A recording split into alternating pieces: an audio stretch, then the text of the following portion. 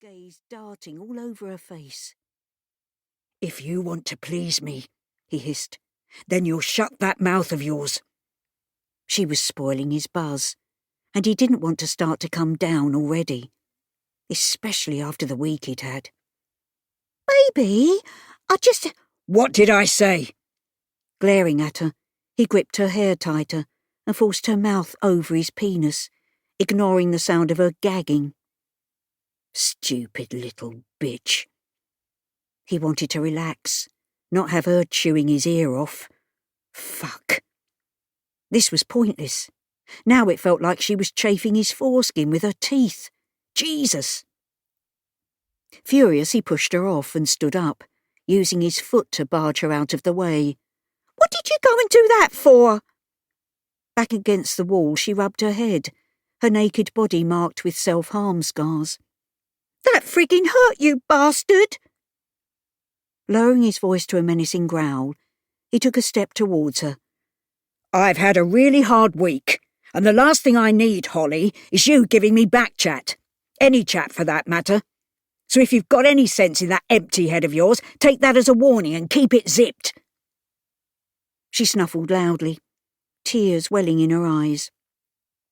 Ignoring her tears and needing another hit, he walked naked across the room. He leaned over the chopped lines of cocaine, snorting vigorously, chasing the high which had now been ruined. Moving his neck from side to side to relieve some of the tension, he looked around the shabby overheated room. A stale odour hung in the air, and dirty clothes and shoes were piled up in the corner.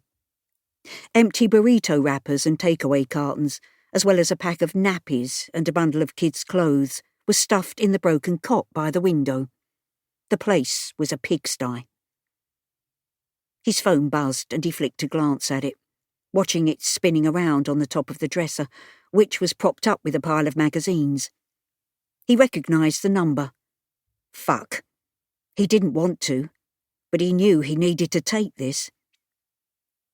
Swiping up the phone, he answered, trying not to let paranoia creep over him.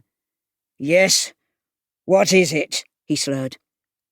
"It's Tony. We've got a bit of trouble." The voice on the other end didn't sound confident. "Sorry." Glancing in the mirror as he spoke, he noticed how bloodshot his green eyes were. "I hope for your sake, Tony, it's more than a bit of trouble." The cocaine made his tongue feel heavy and he rolled it around his mouth before adding, "It's Saturday night, so like I say, this better be a whole lot of trouble for you to disturb me when I'm with my family." He looked at Holly, rolling his eyes as she took the last of his cocaine. "Sorry, I realise that, and I wouldn't have a—" "Just get on with it. You know it pisses me off when people don't get to the point. Sorry, there's been an incident, and it might be best if you come and—" "Fine. I'm on my way.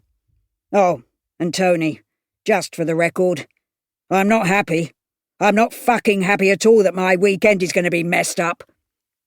He sighed, and before the caller had a chance to respond, hung up.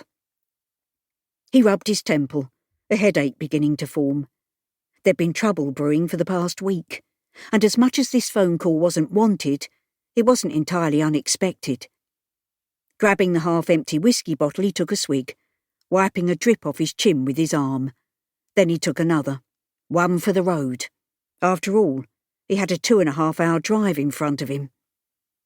Angry at that thought, he put on his watch and wedding ring, pulled on his boxers, trousers and top, checking his hair and clothes in the mirror. He looked at Holly, who now lay back on the bed, her eyes looking heavy. Shaking his head, he threw the money at her. "Tidy this fucking mess up, it's a shithole." She squawked at him. "I'm a hooker, not a frigging cleaner." "Same time next week, hun?" Without bothering to answer, Governor Phil Reed marched out, slamming the door behind him. Chapter 1. Today. HMP Ashcroft, 20 miles outside London. "You ain't fucking gonna take my baby, you hear me? You ain't gonna take him. I won't let you. He's mine."